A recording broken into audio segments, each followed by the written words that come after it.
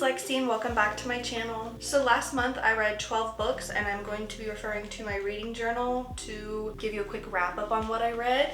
I would say it was a pretty good reading month. I think I had 2 5-star reads. I'm not sure off the top of my head, but we'll find out as we go through it. Unfortunately, I only read 2 paperbacks, so most of them are on Kindle, but starting this month I'm hoping to read mostly paperbacks because I need to get rid of them anyways. They're all just collecting dust on my shelf. The first one is The Housemaid's Secret by Frida McFadden. That is the second one in the series. Also, can we just give a quick shout out to my bookshelf? I color them in as I go and I try to match the colors to like the title pages of the book, and am I an artist or what? I got sidetracked here, but just bear with me. The Housemaid's Secret, it is a thriller. It had 318 pages. I gave it 4 stars. My reviews are kind of not always the nicest per se, but not that they're mean. I just kind of say exactly how I feel and I'm not gonna sugarcoat it. Kiwi, stop it.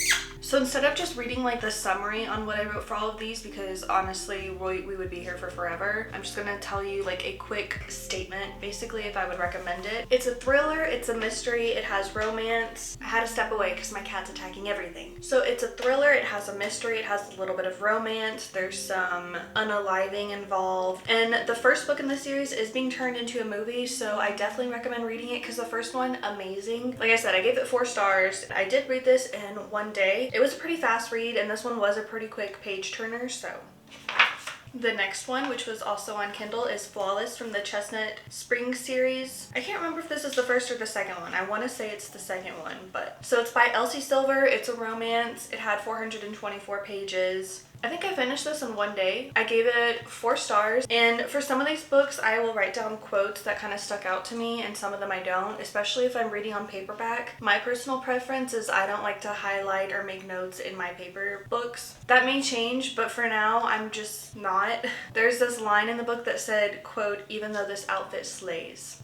I think I wrote it down because it was both cringy and funny at the same time, so it kind of worked. It is, like I said, a heavy romance. It's one of those books where all the characters that you see, the side characters, eventually have their own book where they find their own love and everyone becomes side characters in each other's books, you know? I'm sure there's a specific word for it, but my mind is running blank. It is like a cowboy-esque one, so if you've read like the fine print series, like the Dreamland Billionaires or the ones by Anna Huang, like the Twisted Love series, it's like those, but this is cowboy, so it's country. And I actually like that because all the ones that we're used to reading are like billionaire city folk that wear suits, so this was kind of a nice change of pace from what I'm used to reading. So my first 5-star read, which now that I'm thinking about it, I don't know 100% if it deserved it, but at the time it did, so I'll leave it be, is The Teacher by Frida McFadden. Wrote it in blue. It's a thriller. It had 362 pages. I read it in 2 days. Pretty much all of these thrillers are really fast page turners for me. One thing that it kind of reminded me of, so if you've seen Pretty Little Liars, you know the lore between Arya and Ezra, and this book is kind of based around something similar. Not that it's based off of Pretty Little Liars, but like a teacher-student romance situation. And we've seen it in so many movies, shows, books, but the way that Frida wrote about it in this, it was refreshing. It was different. Of course, it's Frida, so there's like a murder involved, there's a mystery, it is a fast page turner, you need to know what happens next. And I really knew that this was going to be different from anything I've read before involving teacher-student situations, because my POV, like my point of view on all the women at the beginning of the book was, I hate y'all, and then towards the end I hated the man and I love the women. So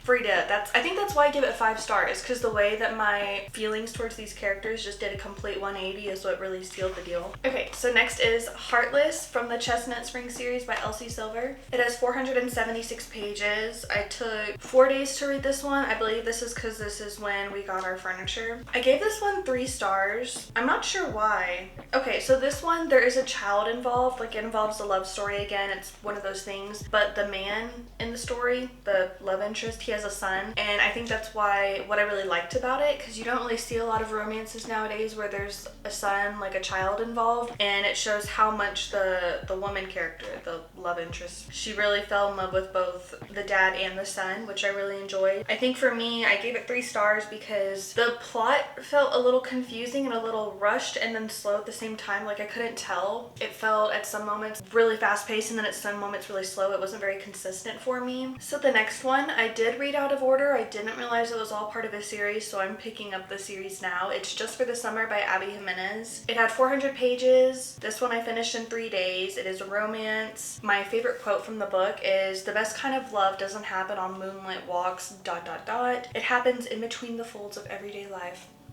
There's like a lot more to it in the book, but it's really beautifully written, talking about how love isn't about all these huge romantic gestures, it's the little things in between. Wow, the sun is like really coming in. Hold on. I'm sorry, I had to do some light adjustments. There's like a piece of metal reflecting in here and it's blinding me. So the reason I gave this 4 instead of 5 stars, which I've noticed a lot of people do give it 5 stars, is because I didn't really like the main character a whole lot. She's very flighty, and this isn't a spoiler because like you read it in the back of the book on the summary page. She's very flighty, she's very flaky, but she flew halfway across the country to hang out with a guy she's never been before, like she's never seen in real life, and then something happens and she runs away. That confused me because I feel like typically a person who's kind of flaky, flighty, like I said, they wouldn't move halfway across the country to see someone they've never met before.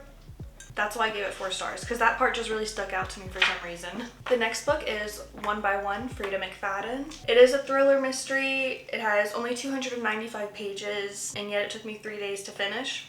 And I gave it 3 stars. Honestly, it feels more like a 2.5, but that's not an option. For me, I grew up watching a lot of Redbox movies, like the cheap little horror scary movies with my family. They weren't always like the best quality per se. They kind of all felt a little similar, and that's what this book reminded me of. It reminded me of like a plot from one of those movies. If you know, you know, unfortunately. Wasn't what I was expecting it to be. I didn't really enjoy it that much. It felt a little slow, and you'd think for something with so many pages it'd be a fast page turner, which is how a lot of Frida's books are, but for this one it didn't really do it for me, and that's all I'll say about that one. The next one is my second 5-star read of the year, and it's Thick of Fog by Caleb Mason. It is a mystery, and I won this off of Goodreads in a giveaway. I got it on my Kindle, and this book I will talk about all the time. It's something so different from anything I've ever read. It's a mystery, like I said. It's not really romance heavy. There's some romance in it, and I'll get to that in a second. It's very well-rounded in my opinion. I've said this in, I think, on my TikTok videos or something. It has a dash of everything. Mystery, thriller, unaliving, romance for both young people and old people, dementia, taking care of elderly parents, living in a small town and dealing with all the controversies that come with that. So this book kind of hit all those notes for me. I think the reason why I gave it a 5-star, I was so in love with it, is because, like I said, it's not something I would typically pick up, and the fact that I was so locked in on it is what kind of made me realize, yeah, this is 5 stars, because I don't think other books would kind of accomplish that. Anyways, I highly recommend reading. The writer does brilliant. He mentions all these really heavy topics in a gentle way. I honestly could see myself rereading this, and I don't reread books,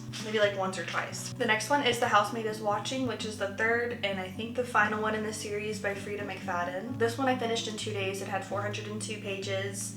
Okay, I'm adjusting it again. I just stared at that metal thing and got blinded. Holy cow. That's a little better. So I did give this one 3 stars, and I wrote down a little note to myself, 3 stars for the 3rd book in this series. And I keep saying this, but unfortunately it's the truth. With a lot of books, especially ones that don't really need to be turned into a series because each plot is kind of standalone, they tend to go downhill. Because it's not really building off a plot in the other 2 books. They each just have their own sort of storyline going on. And unfortunately, this book, I wrote that it literally made me hate the main character so much, which is funny because I absolutely adored her in the first one, and then it just went downhill. I'm not saying that I don't recommend it. It's still a good read. I just feel like it could have been done a little differently. I feel like the sun is getting brighter again, and I cannot see out of my eye. The Ward D by Frida McFadden. If you want to start reading thriller books, something that's light and not gonna like make you need to watch SpongeBob, her. This one I read in 4 days. I didn't love it. I gave it 3 stars. It takes place in like a hospital setting, and I think that's the big reason why I gave it 3 stars, because a lot of the things that happened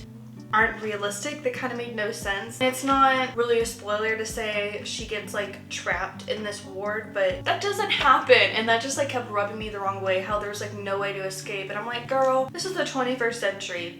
That's not gonna happen. But besides that, it was a fast page turner. There was a bit of a twist that I don't think I pictured happening. I did like it better than One by One. So my third 5-star read of the year is The Perfect Son by Frida McFadden. It had 373 pages. I finished it in one day. All her books are basically thrillers, so I feel like I don't need to say that, but there you go. This book had a huge twist in my opinion. It wasn't something I was expecting. It was very out of left field.